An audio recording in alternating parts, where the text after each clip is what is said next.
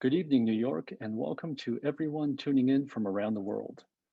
My name is Nicholas Manousis. I'm the Executive Director of the Horological Society of New York, and it's my pleasure to welcome you here to our December meeting. As usual, let's get started with a few quick announcements. Because of the pandemic, all of HSNY's lectures and classes will be held online for the foreseeable future. At the end of tonight's lecture, you'll be able to ask questions using Zoom's Q&A feature. Now it's about that time of year. This holiday season, give the gift of horology. Horological Society of New York membership and classes make wonderful gifts for the watch or clock enthusiast in your life. And of course, all members receive HSNY's exclusive lapel pin. You can see I'm wearing it here. Visit our website for more details. You can see the link at the top of your screen.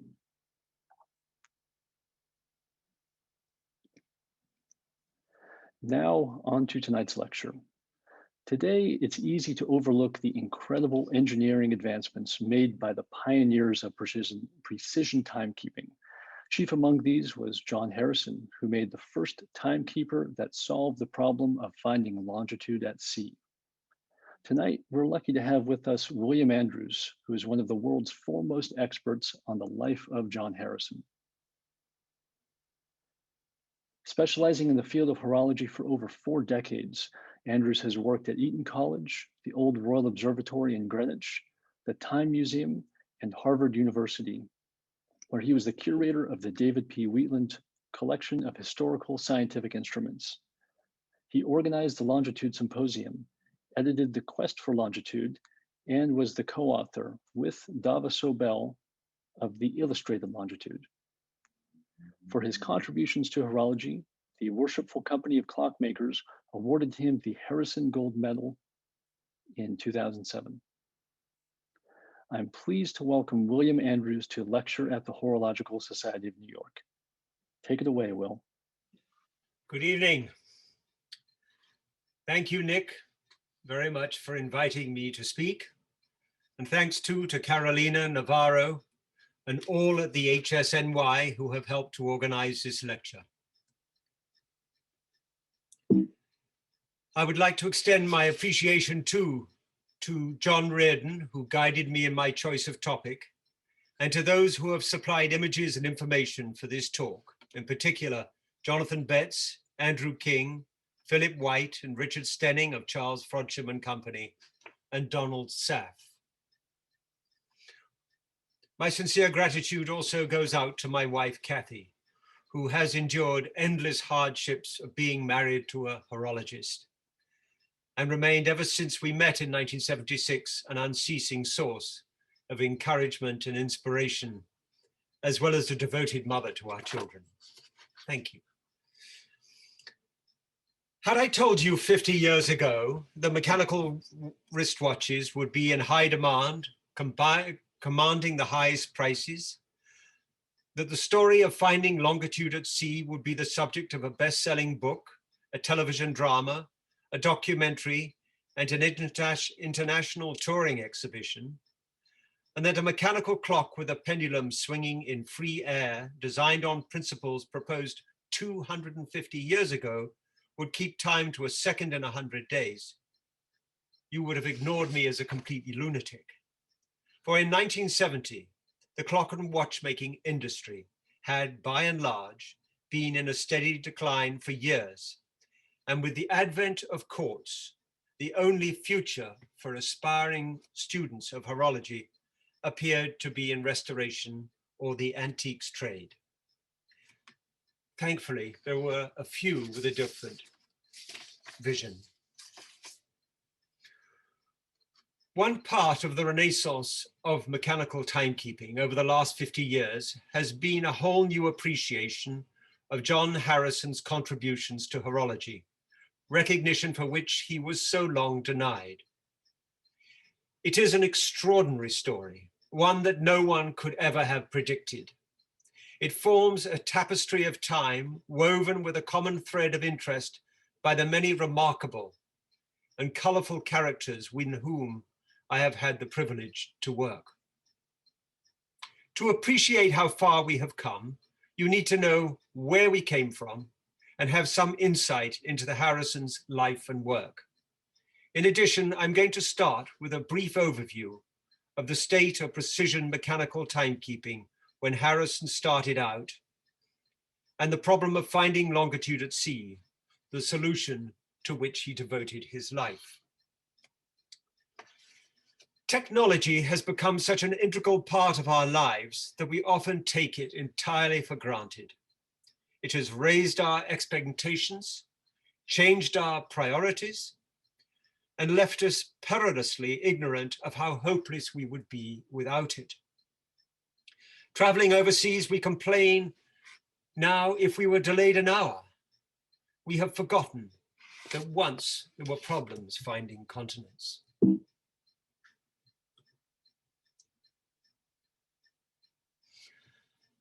So this first slide I'm showing you shows the lines of latitude and longitude. They were introduced as a way of pinpointing the location of any place on the Earth's surface. Latitudes are marked with parallel lines encircling the Earth from 0 degrees on the equator to 90 degrees at the pole. So let me just get my pointer here.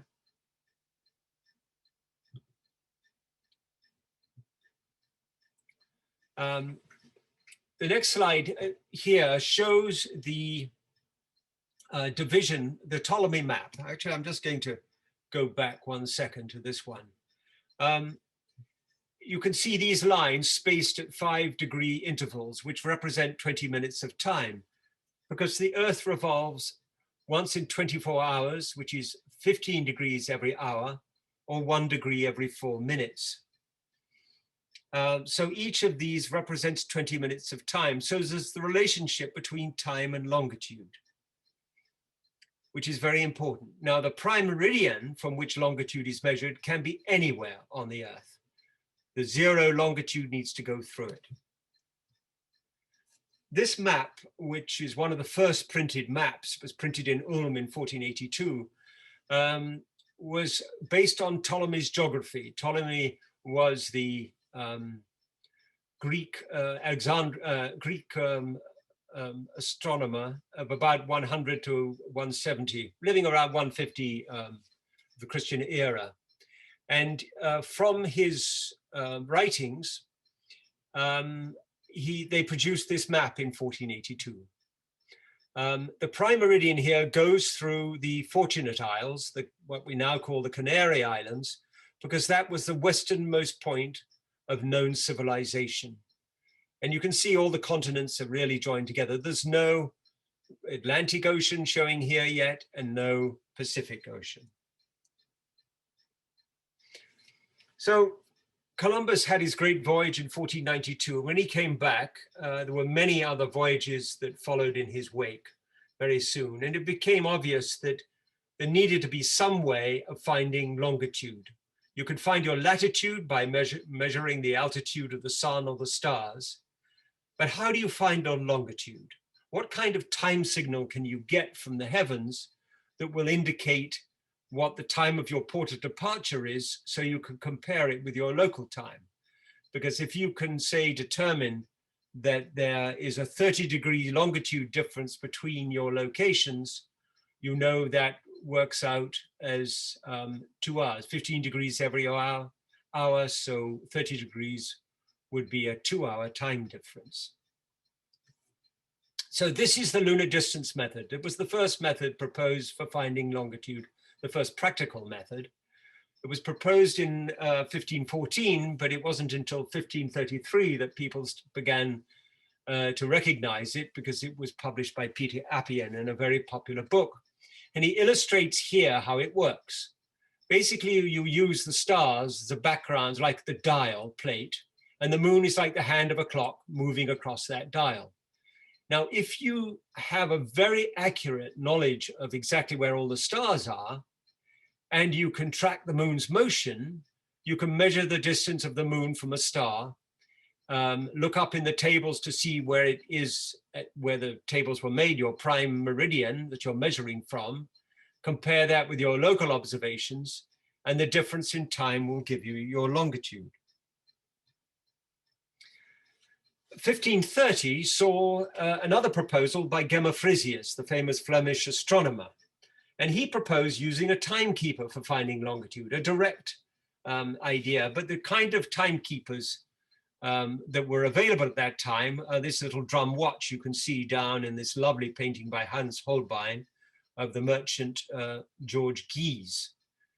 This was the sort of latest, hottest thing around. If you owned one of these little timekeepers, it meant you were very rich. They were very desirable, and but of course they didn't keep good time. They were more sort of show-off item, and they only have an hour hand, so you couldn't tell the time accurately about them with them, but they were very impressive piece of technology. Now, and that was the timekeeper method. So you would actually carry a timekeeper with you on board ship. Now, in 1610, Galileo turned his telescope to Jupiter and was observing Jupiter, and he noticed something quite extraordinary, that on one evening, here's Jupiter here, here's the sun, and here's the Earth rotating around, orbiting the sun here. Each of these planets of Jupiter orbit Jupiter, and Galileo saw these as little stars, but when they began to disappear into the shadow of Jupiter, one night there were 3, another night there were 2, another night there were 4, he realized they were orbiting the planet. And the one that went round most quickly was Io. That's the closest of those that could be seen with Galileo's type of telescope. Now, Galileo realized very quickly that this would be a time signal from space. So let's say you were at this point here on Earth where it says 9 o'clock, 9 there. 12 o'clock is here. Let's say you have tables showing when these eclipses are going to occur at this point, and you can calculate your local time at this point when you're observing the eclipsing of the satellite. You will have a time signal from space because it'll go into the shadow of Jupiter at exactly the same time. So you can see that time signal at the same moment, and by that calculate your longitude difference. So if there's a 45 degree, if there's a 3-hour longitude difference, that's 15 degrees an hour, 45 degree longitude. So the time and longitude.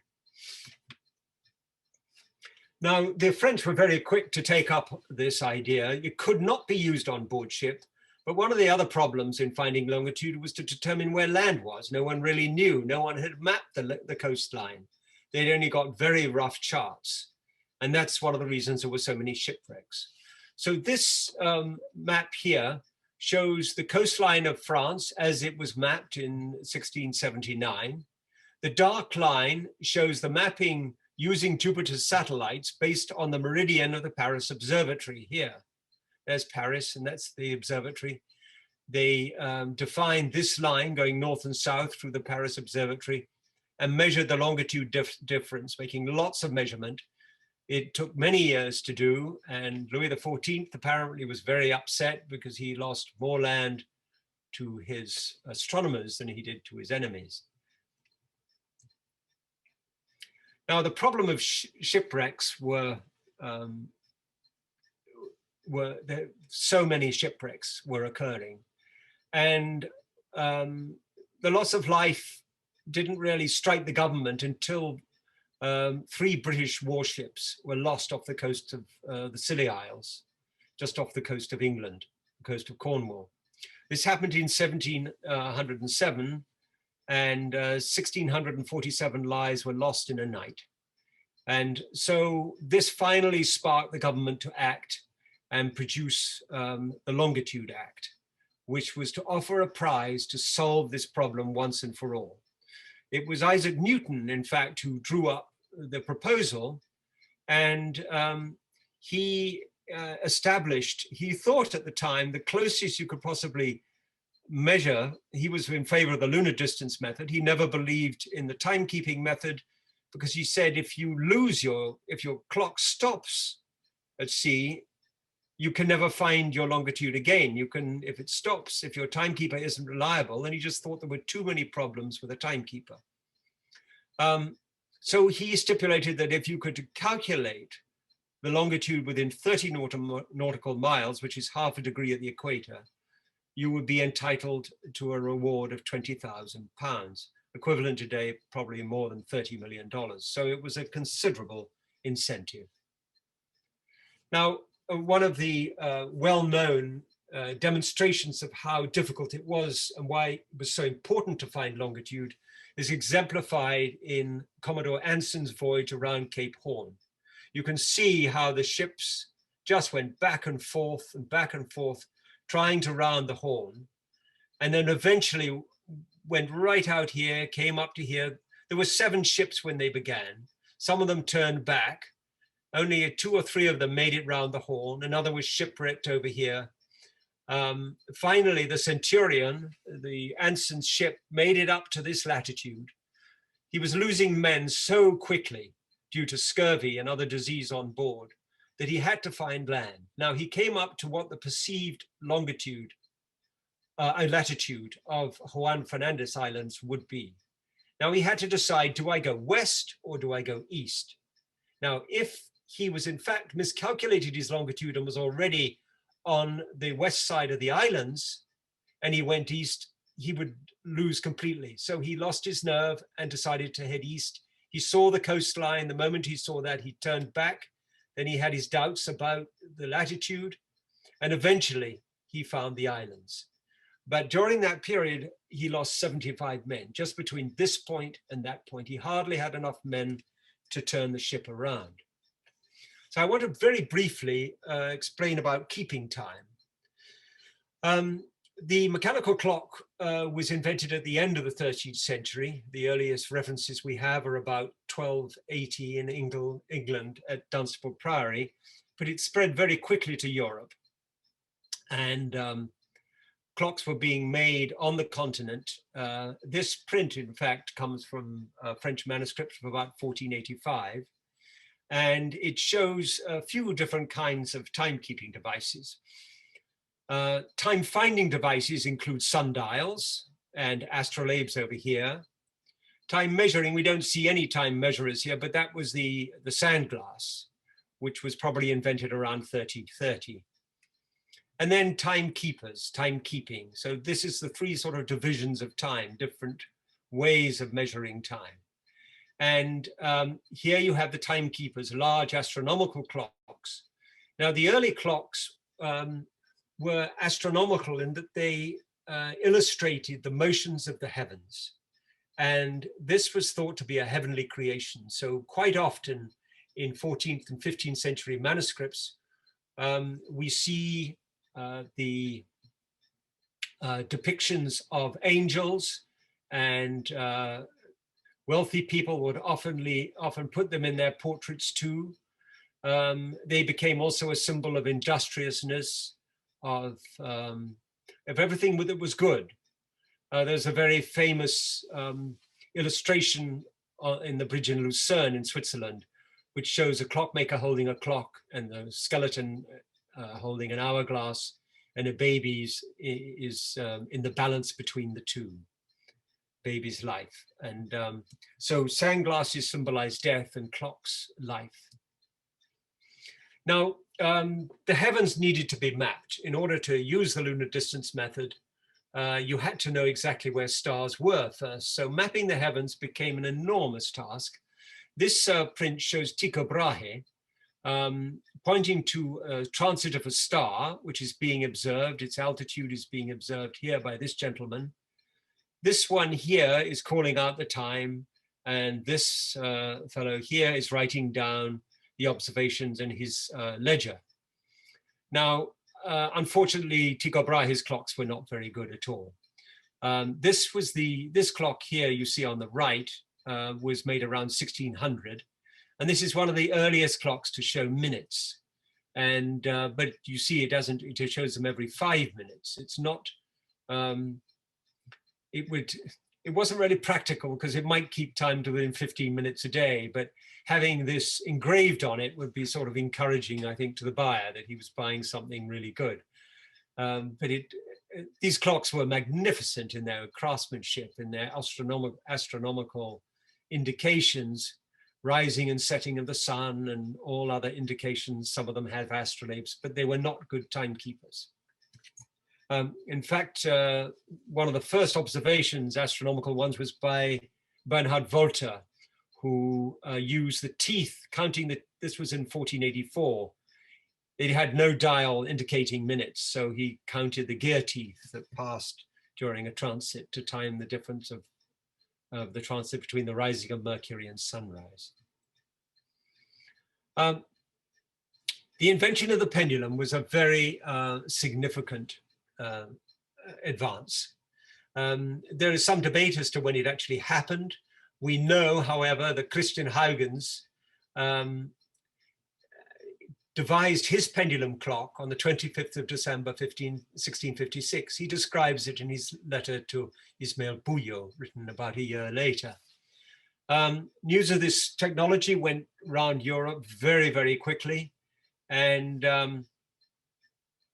it improved the accuracy of clocks about 100 times, to about from 15 minutes a day to about a minute a week. And suddenly the clock became a scientific instrument. This was one of the main tools of the scientific revolution. It changed everything. Now on the right here, you have Ole Roma using one of these clocks, and he's using it to observe the transit of Jupiter's satellites. And he uses these observations, in fact, to calculate the finite velocity of light. Greenwich built its observatory in 1675. This is the Octagon Room in 1676. Some of you may have visited there. It has long pendulum clocks here with 2-second beating pendulum clocks, and the portraits of King Charles and later King James here. And the clocks that Tompion made were absolutely superb. Thomas Tompion became the preeminent clockmaker in England at the time.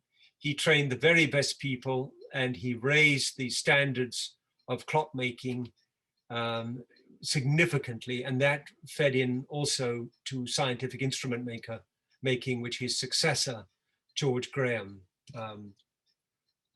continued with. Now, the balance spring for watches was another very important technical development. The first balance springs were in fact straight hairsprings. The coil hairspring, the spiral balance spring, we know that Christian Huygens published his account in 1675. If there may be other dated accounts of it happening earlier. Robert Hooke was supposed to work on this in England. And again, it's a subject of much debate, so I'm not going to get into it, except to say that the development of the balance spring was of vital importance to the accuracy of watches, because it made the balance act in the same manner as a pendulum does for clocks. It controlled the oscillation of the balance. And this is a Tompion watch of superb quality, made around 1697. Now, I just want to say a couple of things about accuracy and precision. You can see here, this target is accurate and precise. You can have precise, but not accurate. This is very important. So long as you know that it's always precise and it's always the same, you can calculate the difference, like the rate of a watch. So long as you know it's going to keep, if it's going to lose 2 seconds a day, you can account for that, so long as it always loses 2 seconds a day. So, but what you don't want is something that is accurate but not precise, or neither precise or accurate. But think about what is being done in a watch. We tend to take this for granted, because if you go to any university in the world and you score 99%, you will graduate with the very highest honors. If you're a clockmaker, you will fail, because 99% allows for a variation of about 15 minutes a day. Even 99.99% is 8.64 seconds a day. And to win the £20,000 longitude prize on a 7-week voyage to the West Indies, the timekeeper had to maintain an average accuracy of 2.4 seconds a day. So you can see the difficulty that people were faced with, the clockmakers were faced with. Now, John Harrison, he came into clockmaking in about 1713. When he was 20 years old, he made his first clock. As you can see here, it's made almost entirely of wood because he was a carpenter, and he devised all the wheels to be made out of wood, but he also needed to sell the clock. So when it's inside its case and all this wooden movement is hidden, it looks, apart from its wooden dial, like an ordinary long case clock, and he's got spandrels in the corners to make it look just like any other clock of the period. But this is a very ingenious construction, but otherwise it's basically a straightforward copy of a standard long case clock. Harrison lived in a very remote part of England up here called Barrow-on-Humber. He was born around here in Yorkshire, in Folby in Yorkshire, and he moved here around 1700. Now, I just want to say a little bit about what causes a pendulum to vary in its period of oscillation. Gravity is one thing, changes in its force. Energy, any variation in the transmission will change the speed at which the mechanism operates. And the impulse to keep the clock running needs to be precise. Circular error, if a pendulum swings in a circular path, it will take longer to perform large arcs than it would small arcs. So imagine a pendulum swinging in a circular arc. The wider you swing it, the longer it's going to take. Christian Huygens discovered that in theory, if a pendulum could be made to swing in the arc of a cycloid, then regardless of its amplitude, it would always oscillate in the same period of time. And John Harrison said he discovered circular error by listening to the sound of church bells. He was a bell founder as well, and he trained the choir to sing in Barrow Church. And he recognized that the wider arc that the bells swung, the slower their ringing became. So he could hear circular error. And he realized this was a problem. And you will see what he devised to overcome this. The temperature variation, warm air increases the pendulum's length, therefore making it swing slower. Cooler air has the opposite effect. And barometric pressure, the higher the air pressure, the slower the pendulum will swing because of the greater drag through thicker air and the buoyancy effect that it makes it lighter. Humidity will contribute to a decrease in air pressure because water vapor is lighter than nitrogen and oxygen. And then, of course, you've got drafts and vibrations that can also affect its running. Now, this is one of the first things that Harrison had to do was he recognized that oil was about the worst thing any clock could have. So he wanted to eliminate it.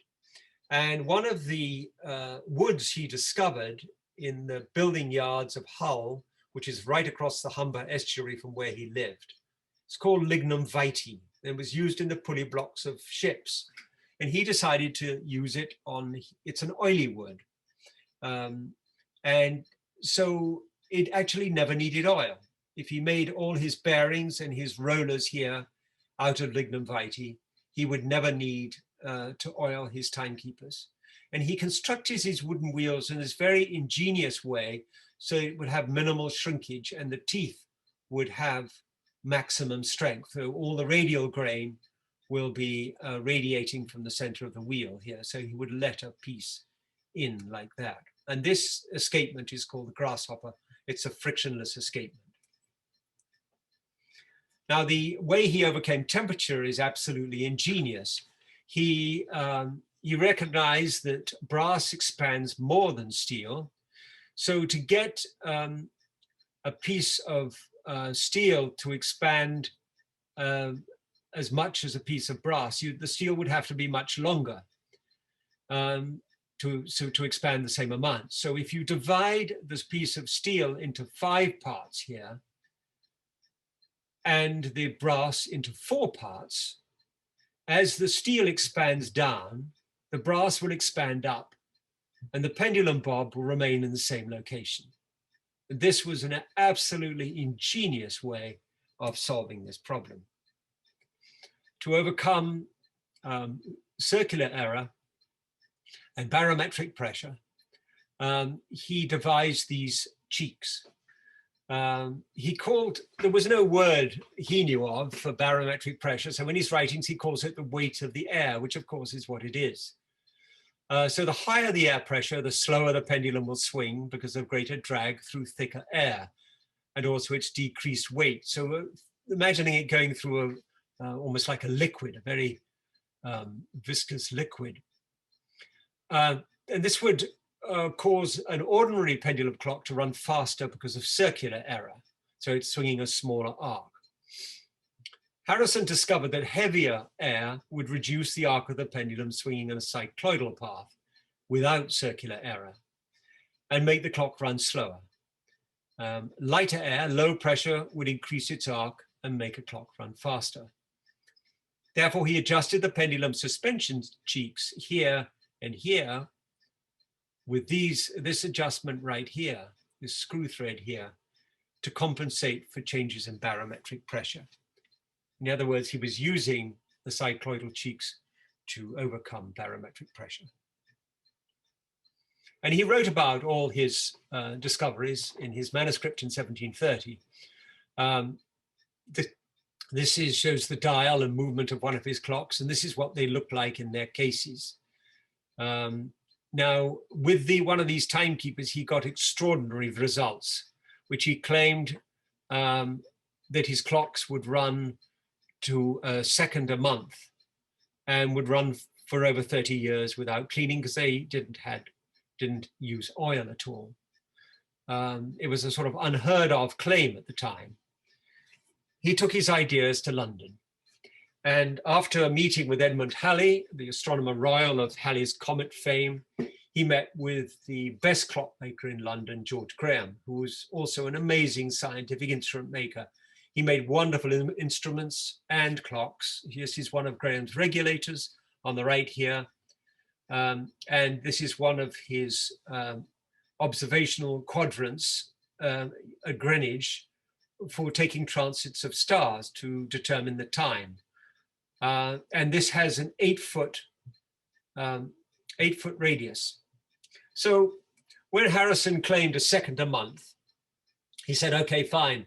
How do you know that?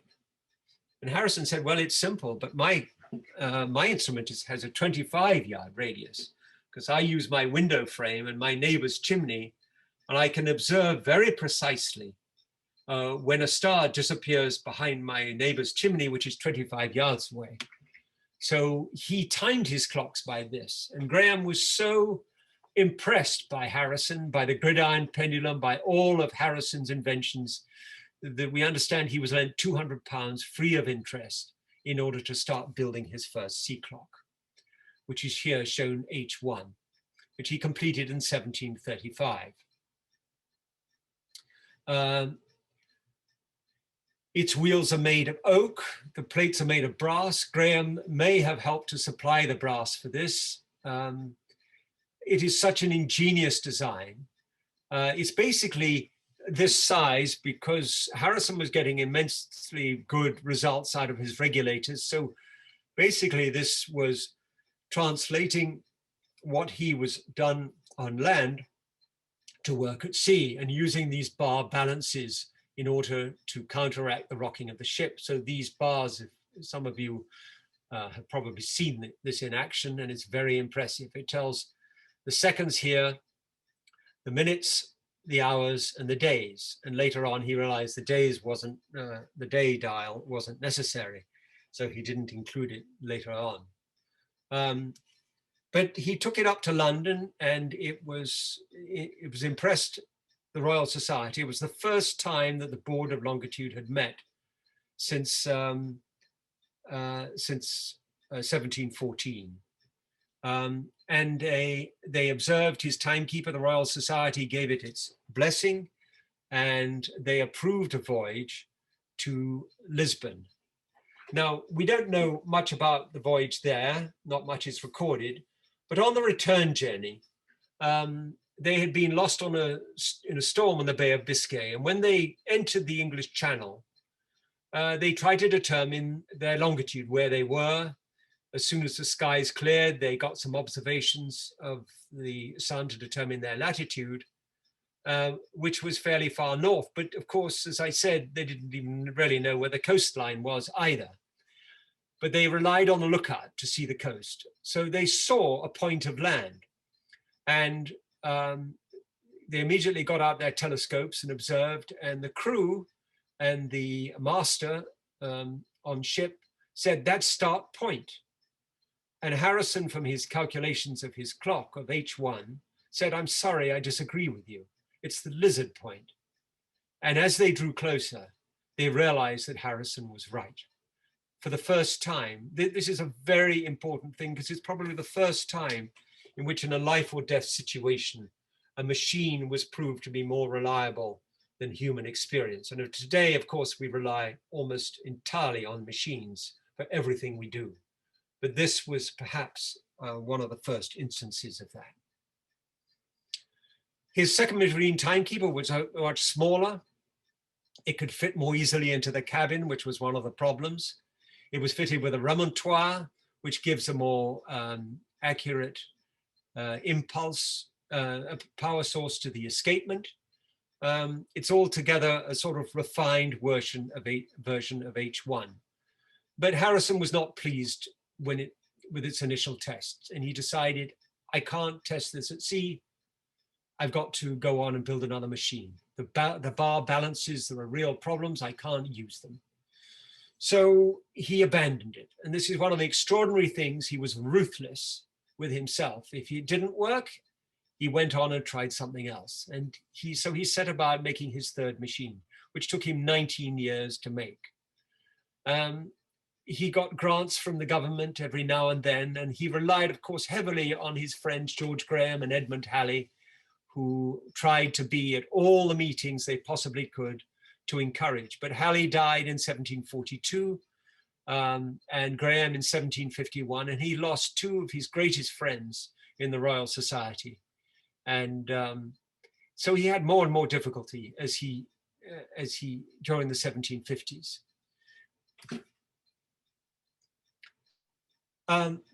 There were two really important inventions from an engineering perspective in H3. One was the bimetallic strip, which is shown here, brass being on top, steel below, and here's the balance spring.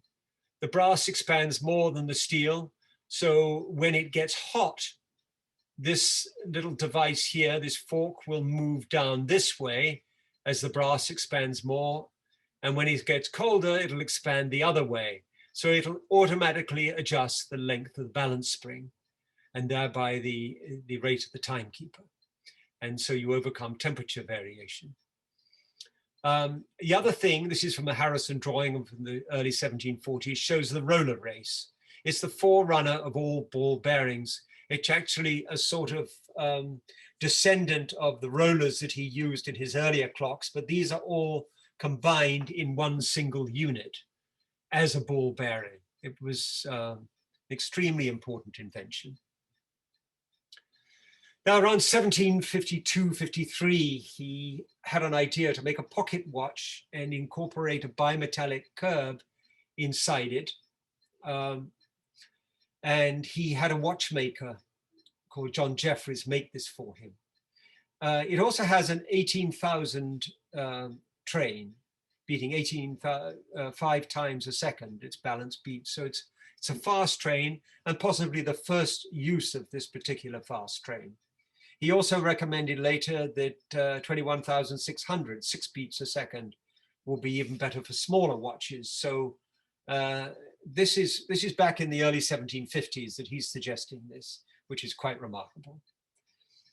So it's one of the first watches to incorporate temperature compensation. Also, Harrison's automatic maintaining power to keep it watch running while it's being round, and a special kind of escapement that allowed the amplitude of its larger and heavier than average gold balance to be increased from about 110 to about 200 degrees, and thereby have more stored energy to overcome external disturbances.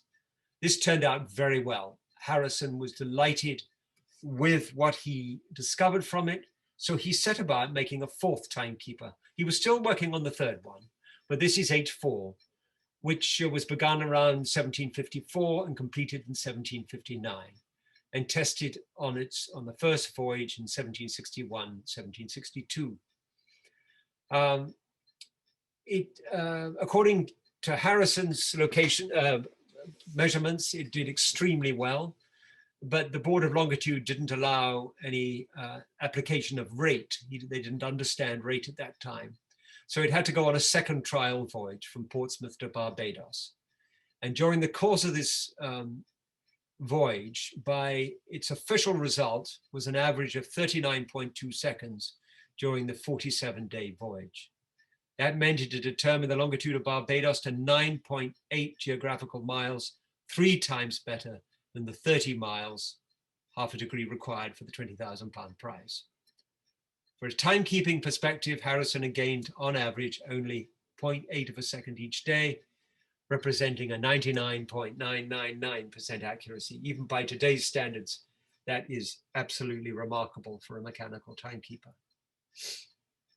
Now, unfortunately, the government became very difficult.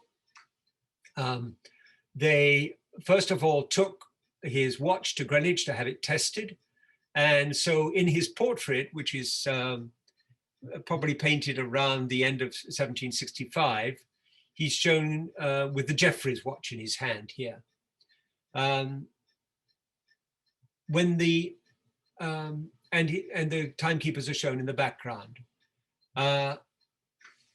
In May 1766, the timekeepers were removed from his house.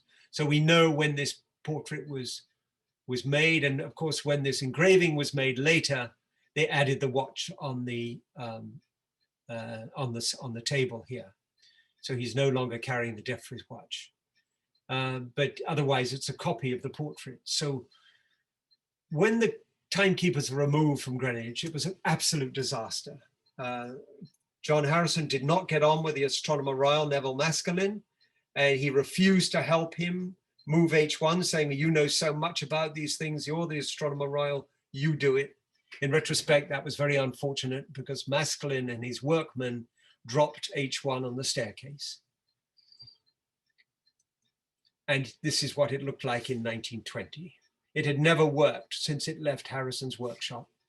It was taken out from the basements of Greenwich around sort of 1830 to be cleaned along with the other timekeepers, but E.J. Dent, who did the work, never got it running. It was too much work to be done. And so it was lying, forgotten, just completely forsaken. And one of Harrison's great prides, the first marine timekeeper to ever tell longitude at sea correctly, to actually correct the longitude of a ship. And it was on March the 5th, 1920, that Lieutenant Commander Rupert Gould, who had retired from the Royal Navy, first saw these machines. He asked the Astronomer Royal if he could see them. And immediately after seeing what condition H1 was in, he said, please, can I do something about it? Well, after much persuasion, Frank Dyson, the Astronomer Royal, agreed. So Rupert Gould put this timekeeper in the back of his car and drove it across town to his apartment. Not the kind of thing we would do today. But Gould saved this timekeeper and all the others. He devoted the rest of his life, and he was 30 when he discovered these, and by 1935 he had them. He had cleaned them all. and had them all running. It was an absolute tour de force. He got paid nothing for it. He did it all on his own back. He got sometimes reimbursed just for expenses, but otherwise no kind of compensation for all the work he put in. He was not a trained clockmaker, but he was a most ingenious man. And when he wanted a difficult part made, he might get a clockmaker in London to assist with it. But basically, he undertook most of this work entirely on his own. Here he is. He's about 34 years old here. He's got H3 now. He's living in Surrey, in Epsom. And where he has his workshop, and he's got H3 and one of the balances from H2 on his knee. This was the exhibition in 1935 that took place at a lecture he gave to the Society of Nautical Research. It shows the three large marine timekeepers, the sea clocks, as Harrison called them, H4, K1, Kendall's copy of the Harrison Sky Timekeeper. This piece went with Captain Cook on his famous second voyage, and then H5, which is the marine timekeeper Harrison made towards the end of the 1760s. Now we have coming the renaissance of the mechanical timekeeper. Gould was responsible for saving the marine timekeepers, and they may well have been lost during the war had they not been recognized before the war for their enormous importance. They suddenly became great treasures of England. Harrison, for some extraordinary reason, was buried in Hampstead. He lived in Red Lion Square in the center of London, in Holborn. But for some reason, we don't know exactly why, he's buried in Hampstead. And we know he's actually buried here because his wife dies about a year later. And in her will, she says, I want to be laid next to my husband in the parish church, St. John's, Hampstead. And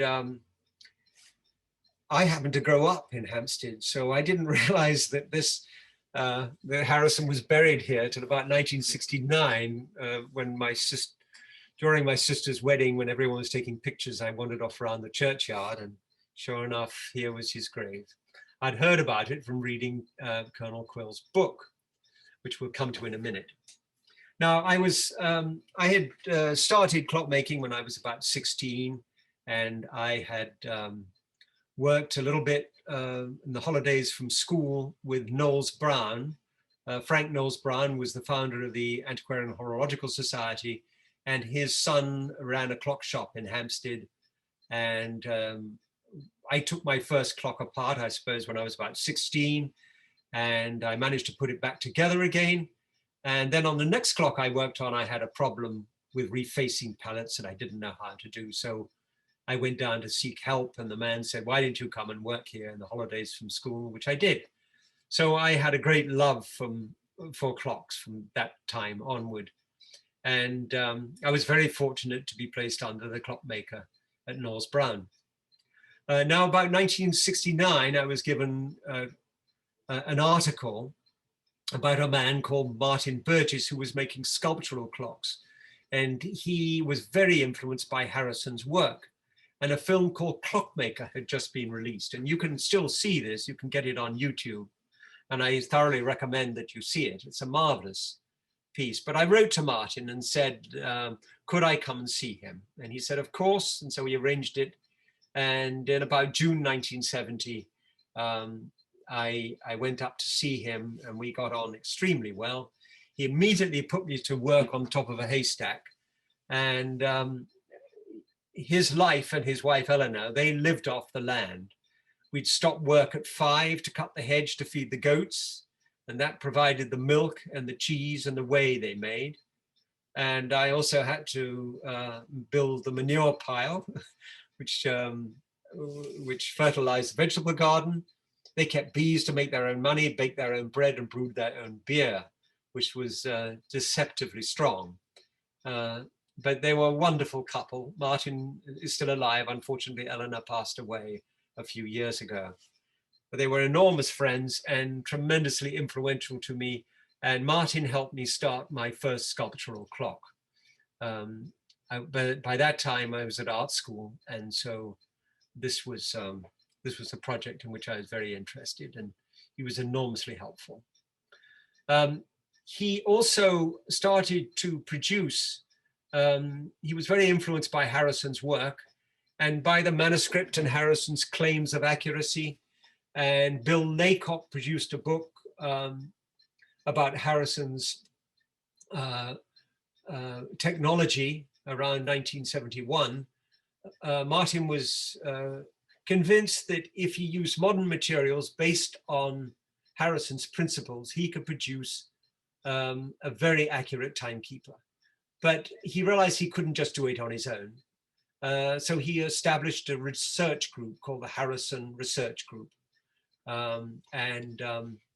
He started a clock. He got a commission from Gurney Bank to build in Norwich to build this, and it was never properly tested, which was unfortunate. I saw it tested when I went there around 1985, and he left the door open, the workshop door, the wind was blowing through, and he had it on a special timer, radio check rate timer made by Doug Bateman. And it was keeping the most extraordinary time, even with all this disturbance. So Martin knew he was on the right track. Now, about the same time, I wrote to Colonel Quill. He had just published a book called The Man Who Found Longitude. Quill was a very remarkable man. He had been in naval intelligence during the war. He was in many secret missions.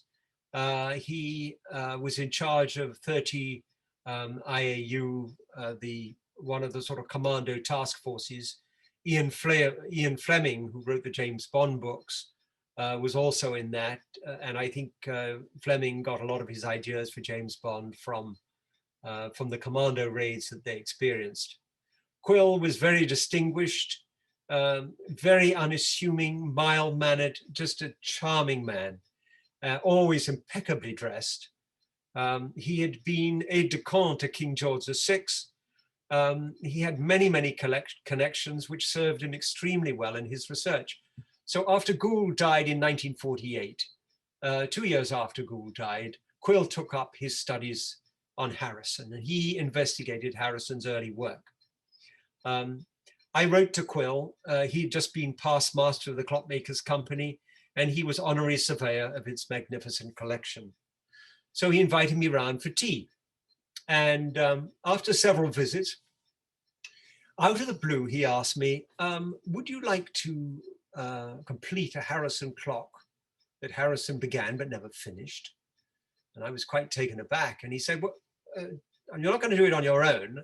If you're interested in doing this, if you stand up to it and meet the required standards, I will make sure that you're apprenticed to George Daniels, who will oversee the project.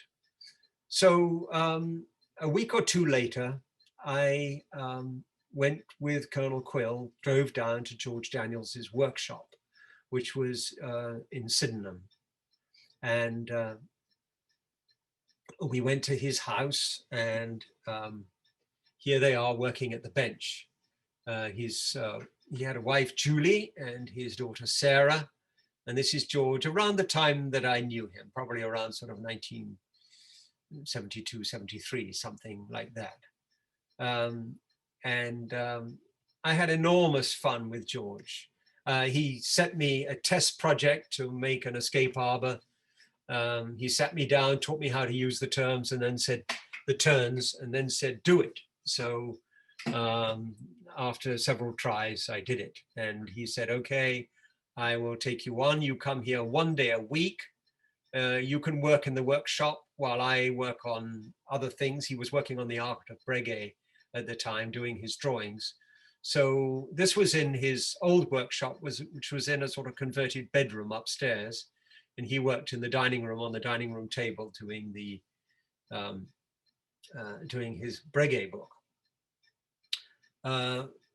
Julie was a charming person, and it was a very happy time of life. This was the completed clock, which was finished in 1972. I did it as a thesis for my art school project, so it served me well when I was at Kingston College of Art. I was studying three-dimensional design there. And so we displayed the clock in a special case. We decided not to build a proper case for it because we needed to see the movement. So this had only been a movement. So this is how the clock actually appears. And it's impressive to see in action. Oh, one of the things I wanted to show you here, that this hour wheel here, just to describe something about George. George is ruthless. When something didn't work right, he was just like Harrison. If it didn't work right, it needed to be fixed, and it had to be fixed properly. But when I came to the hour wheel, it had this crack going nearly all the way across it. And so I asked him, I said, what should I do about this? And he said, break it in half and glue it. I said, I can't do that. And he said, break it in half. You'll never glue it properly unless you break it in half and glue it. So I broke it in half. And when I broke it in half, I actually saw how these wheels were constructed. Now in Quill's book, he has the radial grain going all the way to the center. But in fact, the radial grain only goes down a short way, so that the wheel maintains its integrity. So one wheel, I made the minute wheel, this one right here. I made that wheel for it, and that's the only Harrison wheel which is made incorrectly, because I had all the segment grain going all the way in, and I put pieces of veneer on the outside. But anyway, that's another story. Now I was introduced to Greenwich through a set of medals. I won a competition to model a set of 3 medals for the Royal Observatory's tercentenary. And it was originally just for 1 medal, but I proposed 3 medals. One saying for the finding of the longitude of places. This was the King Charles II, when he commissioned the observatory. He said it should be for the finding out of the longitude of places, for perfecting navigation and perfecting astronomy. So this is perfecting, finding out the longitudes of places, showing H1. Perfecting navigation is a sextant. This is in fact a Ramsden sextant. And this one is an armillary sphere representing astronomy. And on the front of the medal, it has the Royal Observatory. Now, I'd never engraved medals before, and they asked me, do you want to engrave them? I said, well, I don't know how to, but I'd love to try. So they placed me under the chief engraver at the Old Royal Mint in London. So I had 6 months of great joy putting these together. And here is Greenwich. Now, it's through that project that that I got in contact with Greenwich, and they were establishing a new gallery at the time, the Time Galleries, and they were also looking for someone to conserve the clocks, because Richard Good was leaving for the British Museum. So Howes asked me, first of all, if I wanted to help them put up the new exhibition, which was going in for the tercentenary, and then asked me if I'd like to look after the clocks. Richard Good had a 3-day-a-week job. They couldn't afford any more at that time. There was no full-time post. But it suited me perfectly because I was teaching 2 days a week at Eton. So I had a very happy time at both places. Howes introduced me to Seth Atwood, the founder of the Time Museum, and Marjorie and Roderick Webster's, who were the curators of the Adder Planetarium, a very important collection in Chicago. Now, one of the great joys of doing all this was to establish the Harrison exhibition, which we did in 1976. And a small group of us got together and tried to gather all of Harrison's known works into the gallery at one time, having a special display for Harrison's scale of music as well. The only clock we couldn't get was the Brocklesby Park tower clock. It was a big tower clock that was too large to move. And So this was the exhibition, and I asked the man I had worked under at the Royal Mint if he would cast a bronze medal to mark the occasion.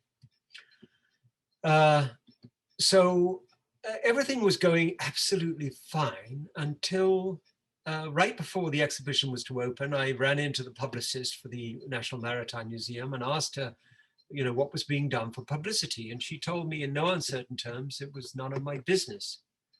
I was absolutely shocked because I'd always got on well with everybody. And evidently she'd been asked to say absolutely nothing. And it turned out that the Sunday Times newspaper had made a special deal that no museum advertising would go out at all except for the American Bicentennial exhibition, which they were sponsoring. So once again, Harrison got gypped. And I was so upset. David Penny, who also worked with George Daniels. I met him when I was with Colonel Quill, and Val Finch, who was Derek House's assistant. We vowed that we would set the record straight on the tercentenary. So we were looking to 1993.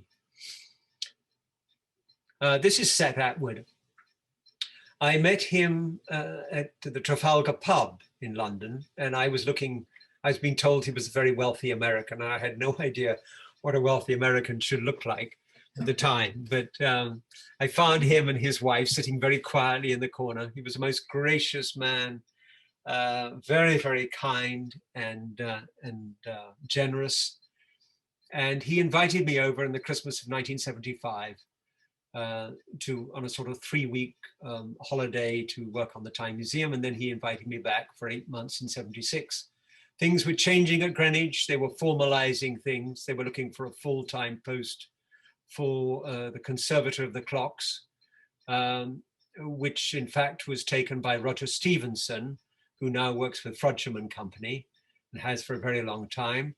And then after Roger left, because it was too much administration, I think, Jonathan Betts took over, and he remained there until about 2014.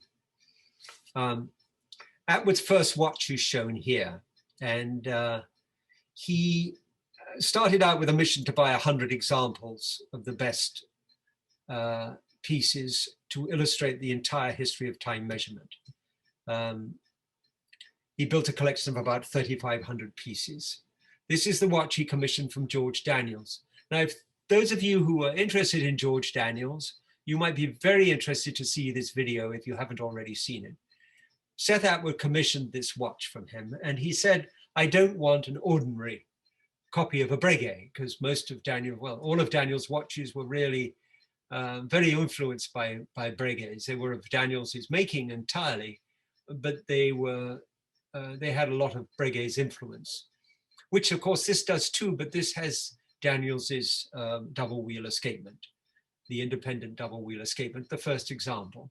This is one of the ways that Seth Atwood was so remarkable, and that he commissioned many people to make pieces. This is our dear friend Anthony Randall, who made this constant force escapement.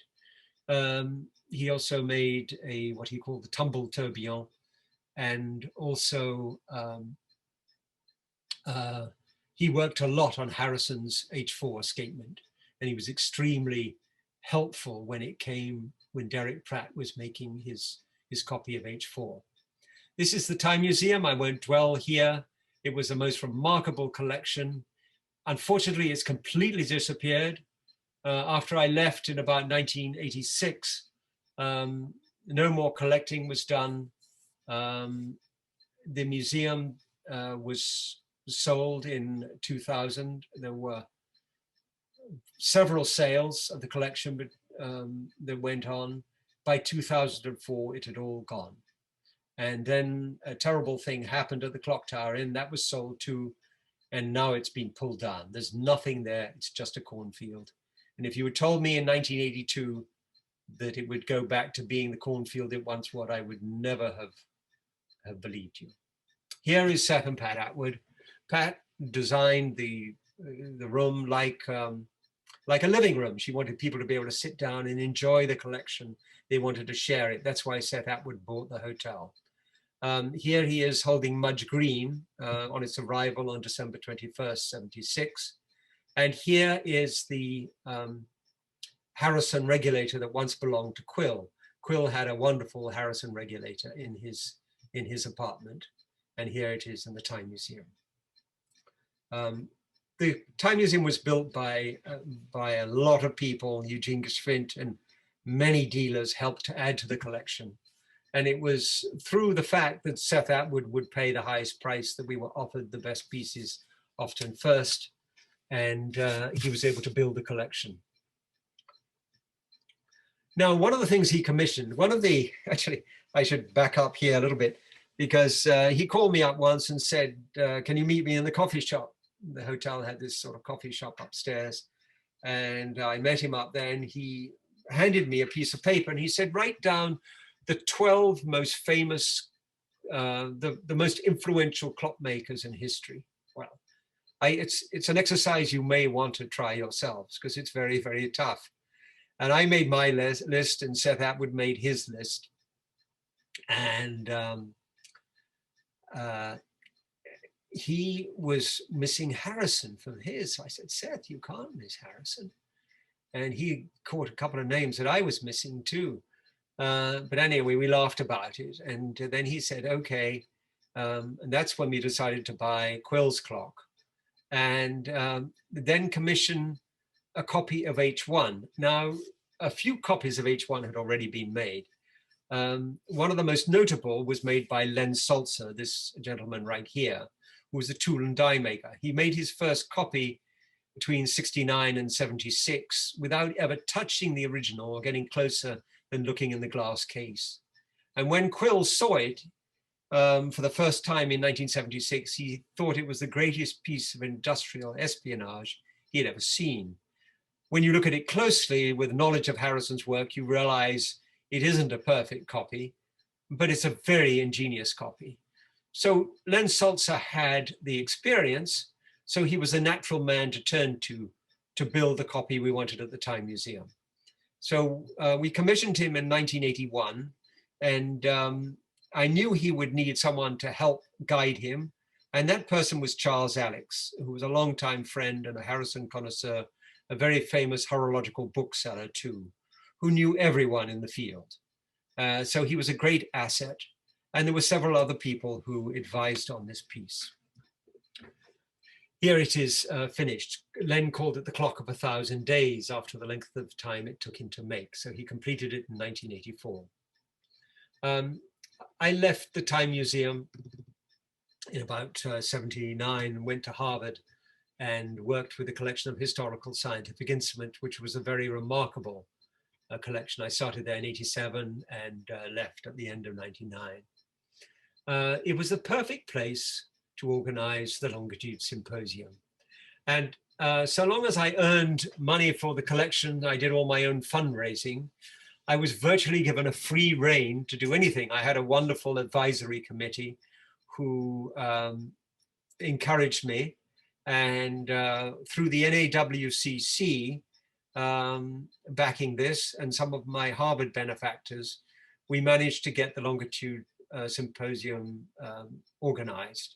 And Robert Cheney, who some of you may know, and Jim Cipra, and many other friends associated with the NAWCC participated in this. So it was a grand symposium. I was thinking big. I knew it would be very expensive, but I wanted to do it right for Mr. Harrison. And none of us knew how it would turn out. On Harris, I was teaching a course at the time with David Landis. David Landis was an economic historian, and some of you may know him through his book, Revolution in Time, which I would strongly recommend also. I baked a cake for this occasion in the shape of H4, and we cut it in front of the students. I got March 264, that's at March 24, sorry about that. Anyway, so that was the actual birthday. Then we organized the Longitude Symposium. Choosing the speakers, the whole cast of speakers was really organized in 2 days because I knew them all from the Time Museum.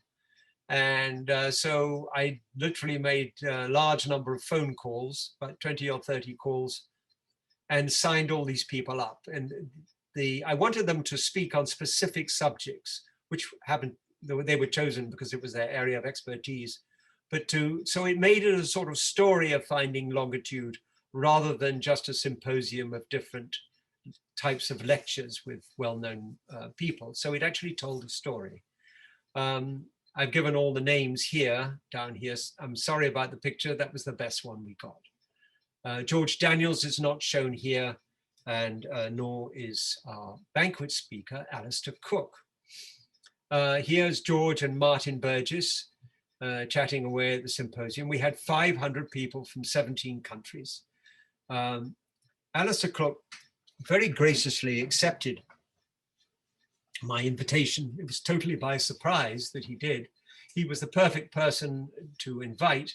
At the time, he was one of the best known people, both in England and in America, because he had been the host for Masterpiece Theatre here in America, and he had the longest running radio broadcast in history with his Letter from America, which he continued to give right up till a few weeks before he died. Now, one of the extraordinary things about having Alistair Cook was that he meant an enormous amount to the Dean of the Faculty of Arts and Sciences, who called up Harvard Magazine when he heard Alistair Cook was going to be banquet speaker and said, "Do you have anyone covering this magazine?" Now, I had met Davis O'Bell at a symposium in Chicago. We were each attending different symposia. This is why it's so extraordinary.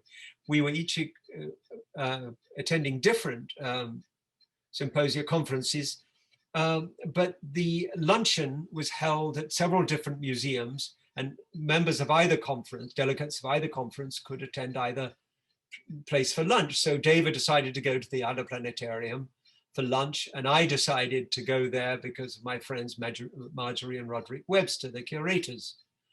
And Dava and I met and had lunch together, and I told her about the Longitude Symposium, and she said she would try and get someone to send her. She wrote for a number of magazines. All of them said, "Longitude? That sounds really boring."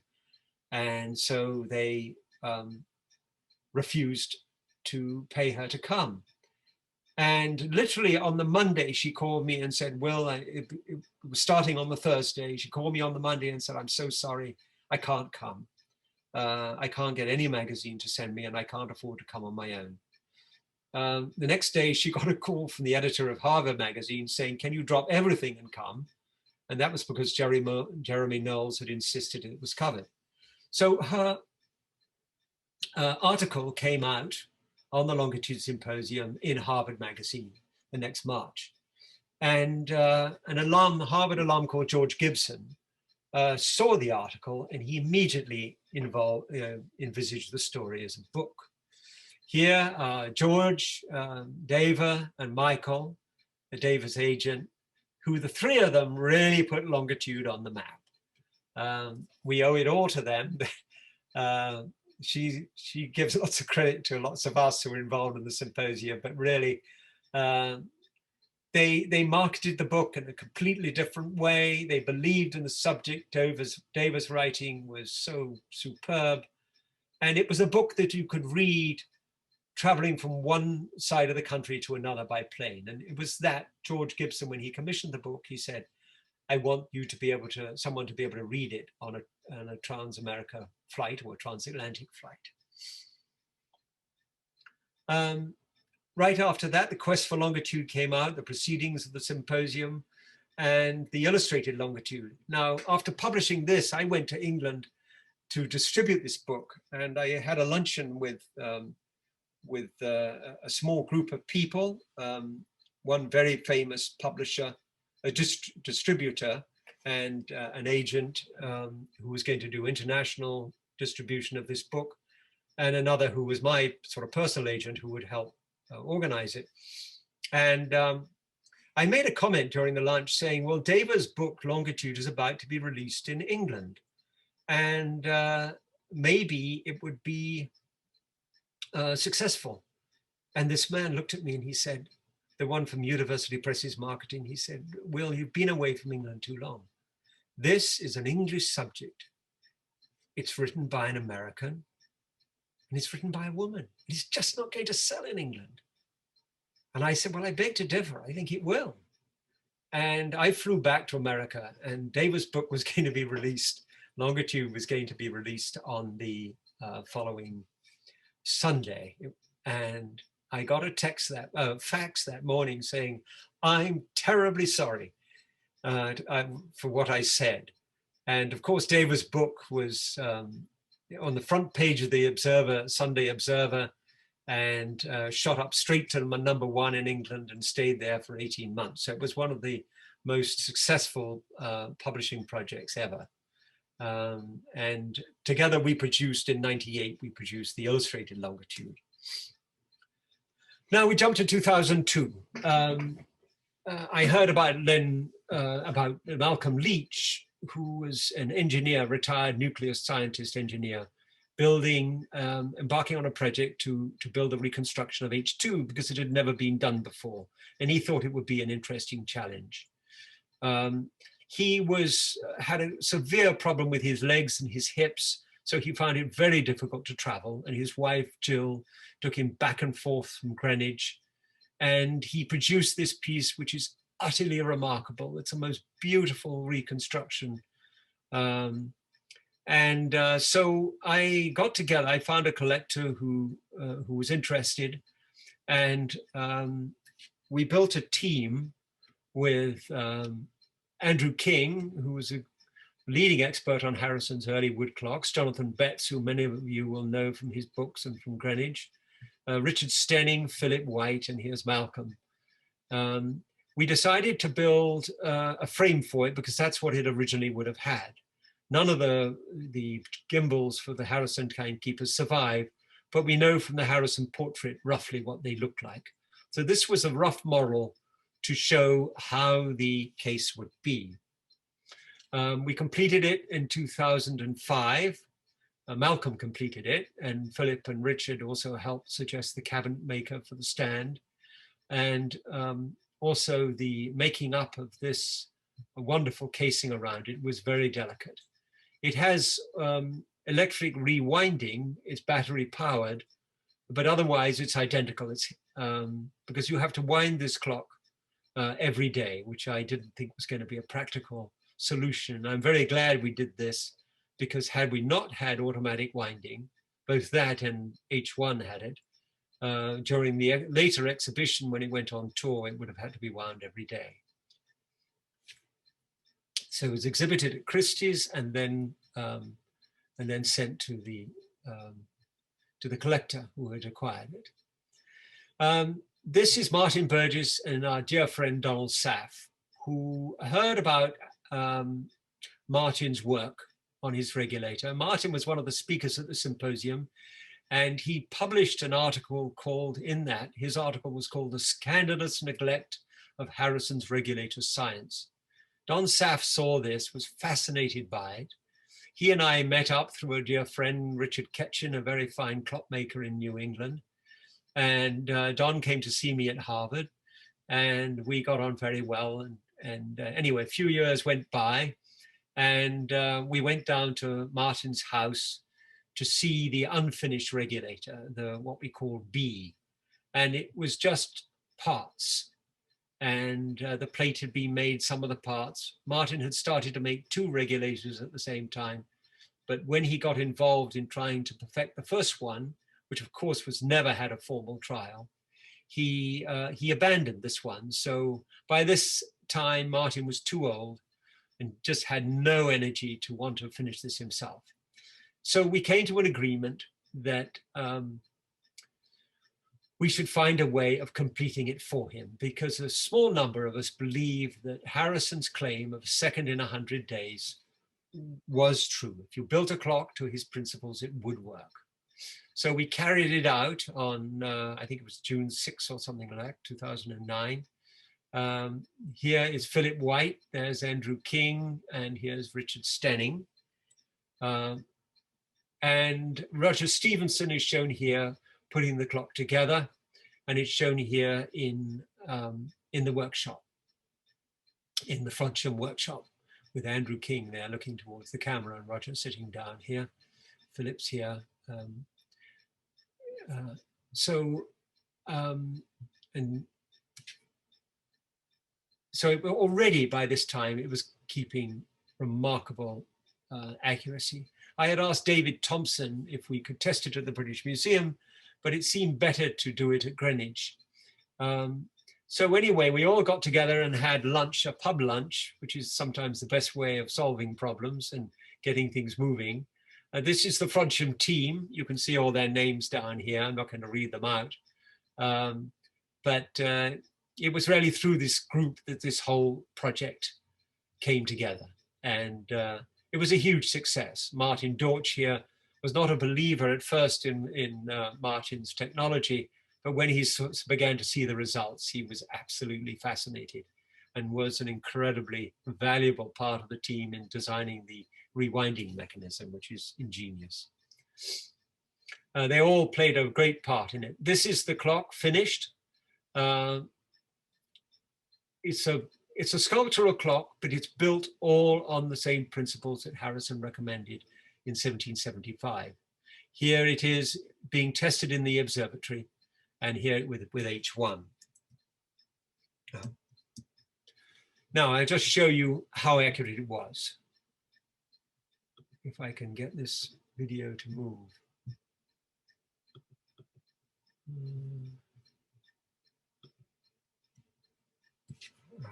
I don't know how to do this. Unfortunately, we can't see it. I can't set the video moving.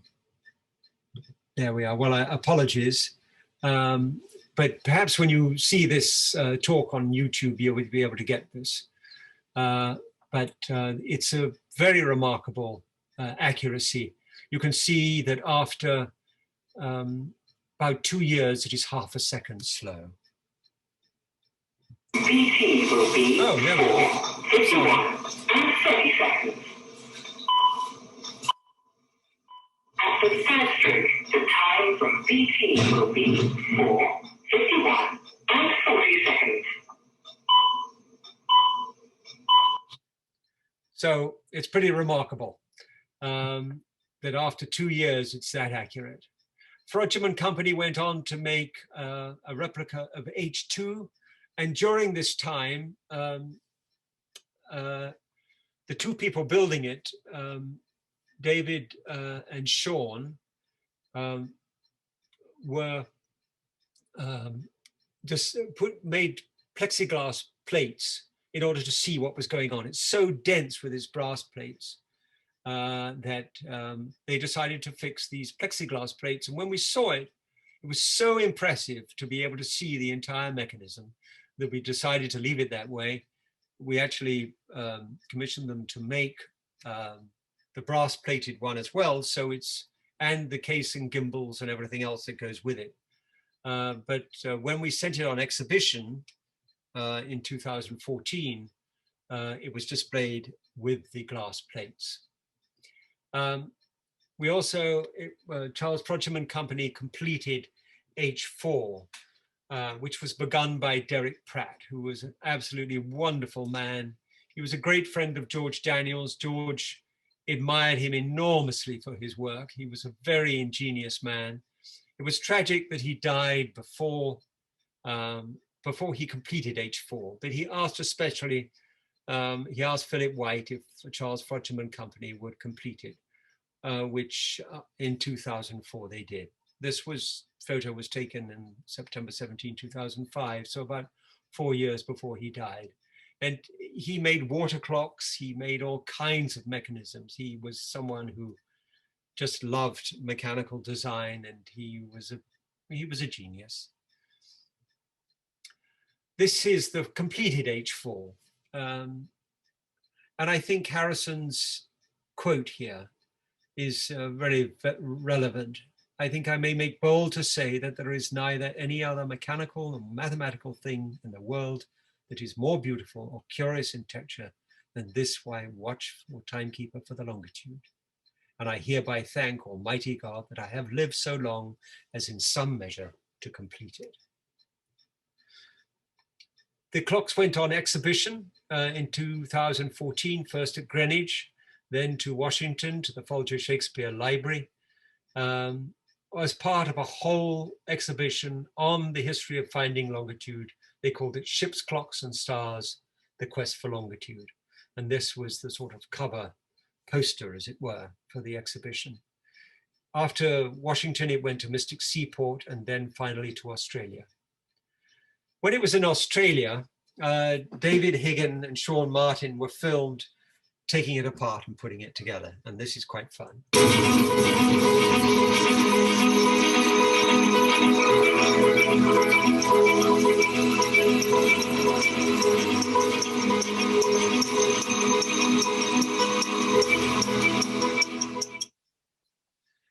So we come to the last slide, and this harks back actually to Anson's voyage. Lord Byron was the grandson of one of the men who sailed with Commodore Anson.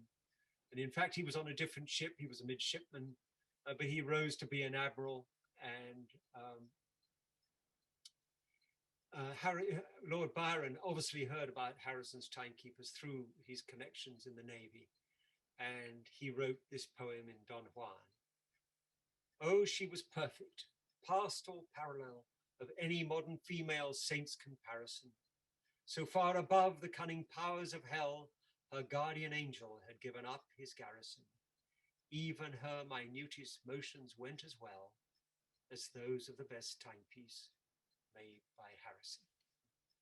Thank you very much.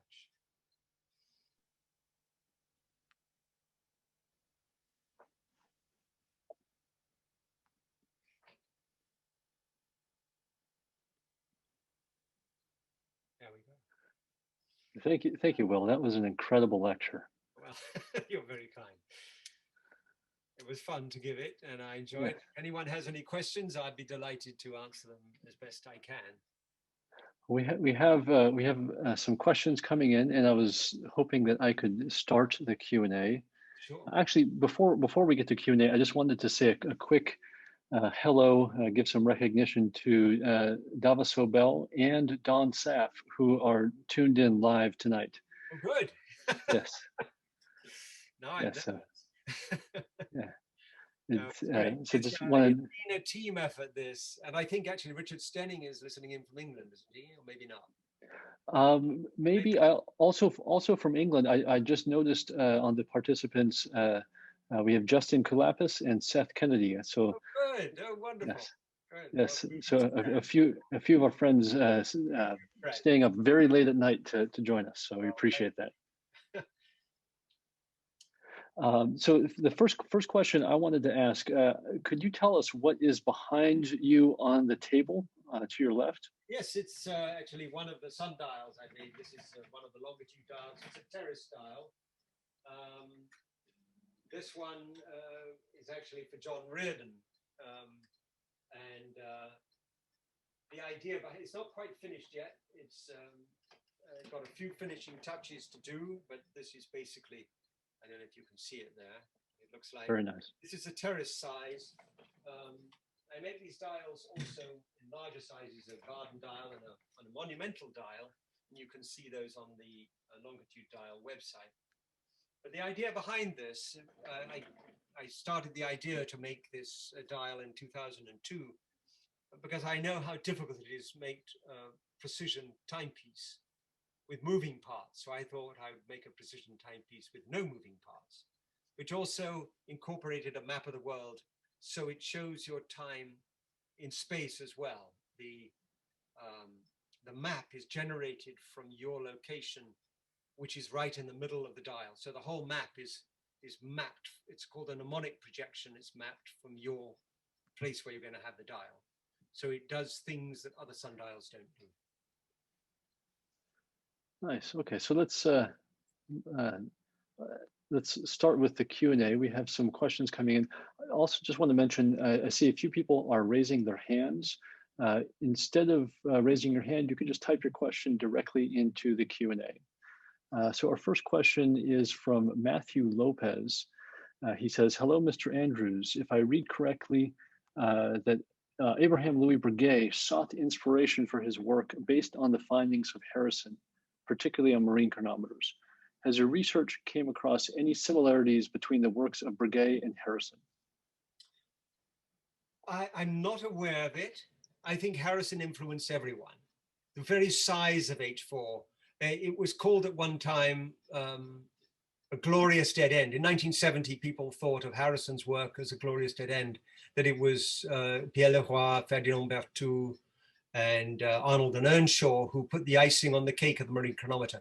And true, Arnold and Earnshaw did perfect the final design, but if you look at the size of the movement, the fast beating balance, many features, maintaining power, there's a huge influence from Harrison. So it doesn't surprise me that Breguet was influenced by it too, but exactly, I think there was a lot of information going between the two.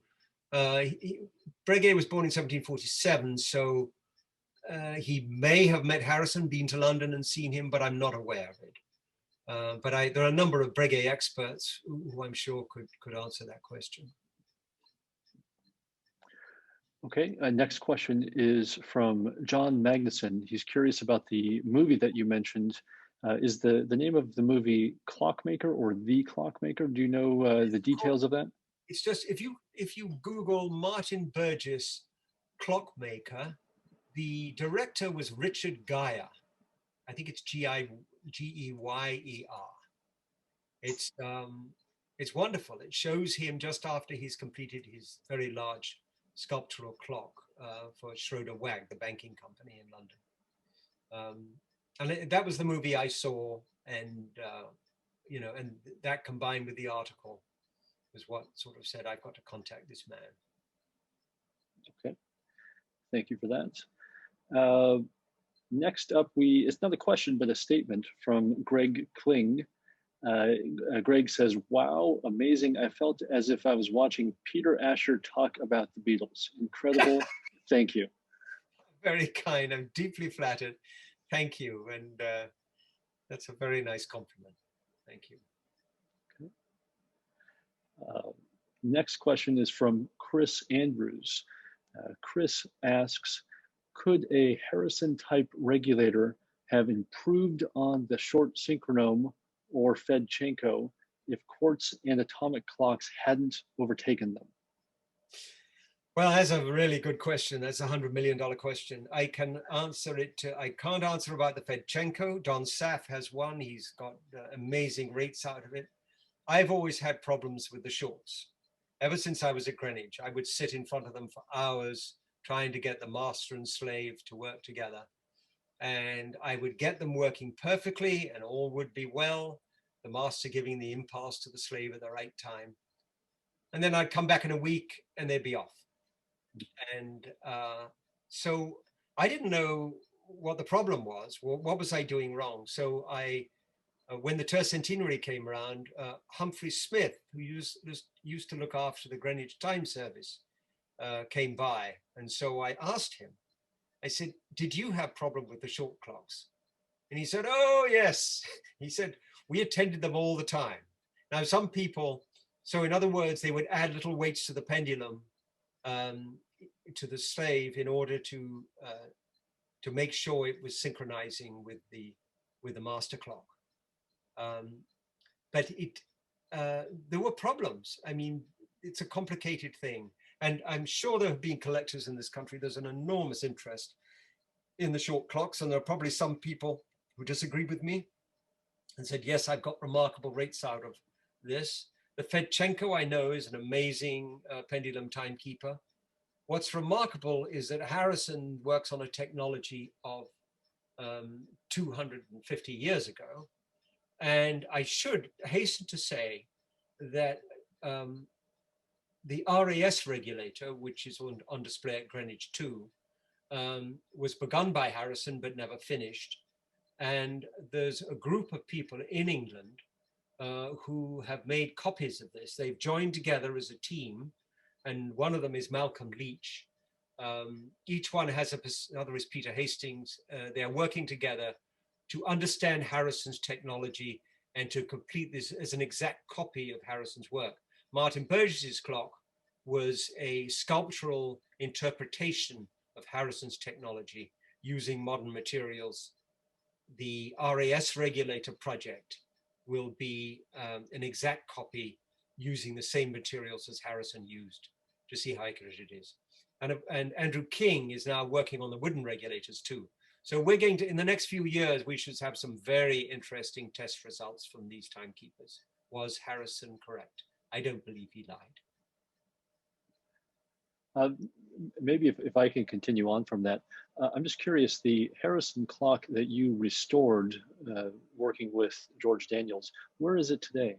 It's in the Clockmakers Museum. The clockmakers moved their museum to the Science Museum. It was a wonderful move. They were being pushed out of the Guildhall, and thank goodness they came to a nice agreement with the director of the Science Museum. And so they have a large gallery, but unfortunately their collection is even larger. So the Harrison case is rather crammed. The long case clock that they have is up on the wall, I think running, I'm not quite sure. But the one I restored is inside a glass case. It's not being run at the moment. Hopefully one day they'll find the space to do that. We've got all kinds of dreams for all these things, because the gallery opposite, on the opposite level of as you look across at the Science Museum, is a new gallery full of the most wonderful scientific instruments. They've got wonderful collections there. So the Science Museum is a perfect place to have it. If any of you are visiting London, I strongly recommend that you not only visit the Science Museum to the Clockmakers Company collection, but also take the boat trip down to Greenwich to see Greenwich and the original Harrison timekeepers. I second that recommendation, and I cannot wait until the day that COVID start traveling again and go have another visit. Yeah, me too. Yeah. So our next question is from Sean Kelly. Sean asks, when did chronometers become the standard method of finding longitude on ships? I think after Captain Cook. It didn't become standard, not standard, because they weren't produced in any quantity. And it took a while before the Admiralty commissioned them. They were often commissioned by private captains. Earnshaw was the one who put the icing on the cake. Arnold and Earnshaw were really very important for the development of the marine timekeeper. By about 1790, the cost had come down considerably, so people could afford a chronometer. And the chronometer had been proved. Captain Cook's voyage in 1772 to 1775 was exceedingly important because it proved Harrison's technology beyond any doubt. Captain Cook called it my trusty friend, the watch. And he couldn't believe it. When he left in 1772, he was really a believer in the lunar distance method. And so was his astronomer, William Wales. And during the course of the voyage, they kept finding that the timekeeper was spot on. And the problem with the lunar distance is that for 1/4 of the month, for 7 days of the month, the moon can't be seen. So the moon's hidden. So you can't use lunar distance method. And that was a problem. But the timekeeper, of course, so long as it didn't stop, was fine. Okay. Oh, we've got a great question from John Davis.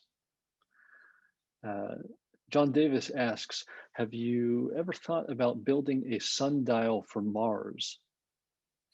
I haven't been to Mars, so I suppose one could imagine it, but I think the sunlight would be fainter. I suppose it could be done, but you couldn't test it until you got up there. Maybe when Elon Musk sends his rocket there, we'll put a sundial on board. It would be rather fun to do that. But I'd have to know a lot more about Mars. And I'm sure with the knowledge now, it's extraordinary, the knowledge that's out there. So I'm sure we could do something. I love the idea. Brilliant idea. Maybe I can expand on that question. In the future, if it was easy as taking a cruise or a flight, would you take a trip to Mars? I don't have any huge desire to go to Mars, but I don't know what's there. I think it's very cold. So I don't have that. There are lots of other places I would prefer to go before there. Okay, fair enough. How you doing? You, okay for a few more questions? I'm in good form. Thank you. Please just keep Okay. feeding me if you want. All right. Next question is from Bob Frischman. Oh, Yes. Hi, Bob.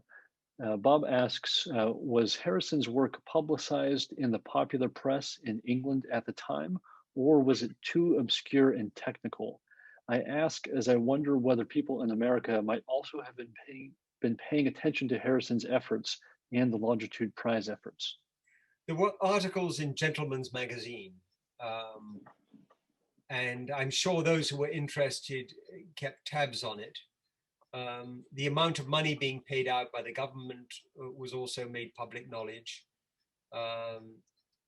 And I think Harrison's most difficult problem, rather than publicity, was not knowing if he would ever succeed.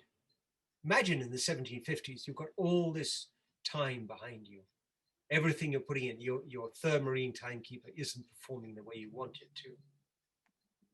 And you could end up with nothing. The government spent all this money encouraging you. And people would say, well, that's all well and good, you know, but it's never going to work properly. So I think there were certainly some articles in the press. Of course, when the prize was solved, I would have to look into which publications actually carried it, but there would have been some, but some of them may have been quite specialized also. We don't have the same kind of, not of course such extensive coverage as you'd have today, because everyone would be on it today. Just like the coronavirus, you know, solving the problem there. The longitude problem was a very serious problem facing civilization. And trade, exploration, and colonization, so the merchants, lots of people wanted a solution. Then it comes to sort of trusting the solution. So actually trusting the vaccine and trusting the solution of a timekeeper have certain parallels. Yeah, I can absolutely see that. Okay, let's see. Next question from Fortunat Mueller-Markey. This is just a housekeeping questions. Any chance this presentation will be available digitally? And yes, to everyone listening, this presentation is being recorded. It will be posted on HSNY's website as a member exclusive for the next 2 months. And then after 2 months, it's published on YouTube for the general public for free. So it'll be available for us all to watch and reference well into the future. Okay, let's see what's next. Okay, here we have a question from Philip Wing. Philip asks, in your opinion, how much of the incredible performance of the Harrison marine chronometers was due to skill of craftsmanship on the part of Harrison, and how much was due to innovation? It's a very good question, but I think it's a combination. The ingenuity was extraordinary. The workmanship is extraordinary. You look at H4, it's absolutely mind-blowing. Look at H3, look at H2, look at H1. Each one of them is just bristling with innovation. And when you come to actually work on these, I mean, I first fell in love with Harrison when I worked on the unfinished regulator movement, and you see little things in that which are just magnificent. And the more you get to know his timekeepers, when you take them apart, you see certain things. You know, maybe the finish here and there with H1 might have been better here and there, but it suffered so severely being left in a damp basement that we don't actually know what H1 ever originally looked like. H2 and H3 give a much better impression because they didn't suffer as much. But they're all masterpieces of ingenuity and craftsmanship. You look at the wooden, the brass wheels of H2 and H3, they are marvelous, you know. In fact, you know, you look at all the parts.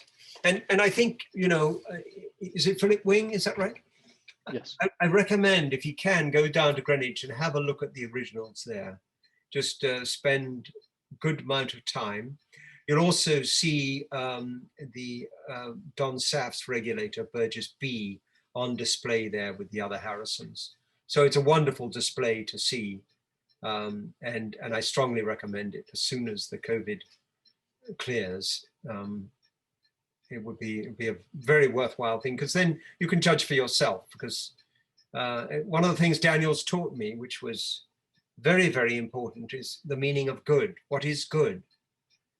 You learn good from the people you work with, from the things you see, from the objects you work with. And then suddenly something that isn't good enough shows out like a sore thumb, which you may not have been aware of before you saw something that was better. Once you've seen Harrison's work, it's hard to compare it. Of course, fine chronometer work. If you look at H4, it's superb. The engraving on it is exquisite. And Harrison obviously, you know, hired when he needed to the finest craftsmen in London. He was surrounded by them. He knew them all. Okay, let's. I think we have time for a couple more questions. Next up, we have Alan Joachim. Alan asks, in your opinion, what current watch manufacturer pays the best homage to classic marine chronometers? I don't know enough about the modern industry to know that.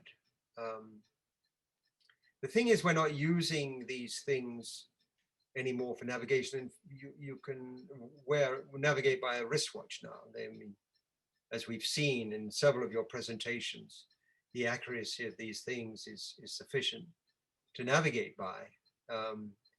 So it's having that kind of a rate is certainly not unheard of, but it's really, really difficult. Mm-hmm. And that's what I admire. That's what drew me in. Horology, you can make the most beautiful thing in the world, beautiful work of art, furniture, sculpture, anything. And it's finished when it's finished, and you look at it and beauty is in the eye of the beholder. If you make a timekeeper, you can make it as beautiful as you possibly can, whether it be a wristwatch or a pocket watch or a marine timekeeper or a big clock. If it doesn't work, it's no good. Yep. That's the difficult thing. That's very true. I'll give a suggestion to Alan. Take a look at the October HSNY lecture. Just 2 months ago, we had a lecture with our friends at Ferdinand Berthoud. So Ferdinand Berthoud was a contemporary of John Harrison. He was living in France and building marine chronometers. And the modern brand Ferdinand Berthoud Chronometry has done a great job in bringing some of his designs to the modern wristwatch. Really incredible finishing, and the engineering that goes into these watches is on a completely different level than you see anywhere else. So take a look at that, Ferdinand Berthoud. Okay, let's see here. One last question for the evening. And I think this is a good question to end the evening on. Scott Devine asks, did Harrison eventually actually win the Longitude Prize? And if so, what did he do with the money? Very good question. He, if you look in the Quest for Longitude, I've got my essay, which is about the Harrison sea clocks, the large timekeepers. At the end, I have a full analysis of everything he was paid. And I would refer you to that for the sums of money he got. He had to give up. Government has never purchased H1, and yet they claimed it when they took the prize money. They wanted all his work. I think at one point Harrison was so frustrated that he was almost tempted to sell the idea to the French, but he didn't, because everyone was clamoring to know the secrets of H4, what was inside it. Anyway, he divulged the mechanism there. But to get back to your question, sorry, just remind me. Did he win the Longitude Prize eventually? And then what did he do with the money? The money. Thank you. What did he do with the money? I would love to know. So would we all. We haven't found his bank accounts. There were, and I actually, it's a very good point. I bring this up now. I'm so glad you asked the question, because in 1921, there was a sale at Sotheran's of a number of Harrison manuscripts. Rupert Gould heard about them when he was working on the Harrison Timekeepers. He went over to Sotheran's and they'd already sold. And Sotheran's would not tell him the name of the buyer, but apparently it was an American collector. Where they are now, we don't know, but that kind of information could reveal where the money went. We know a lot of it went to his son, who became fairly prominent. I think he was sheriff of Monmouthshire or something like that, William Harrison.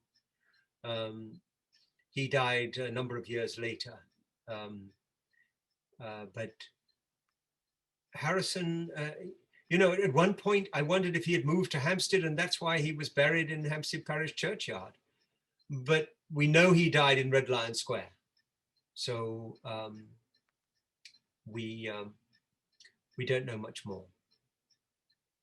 And I'd love to find out. So please, if you find out, let me know, publish it let's have a talk about that.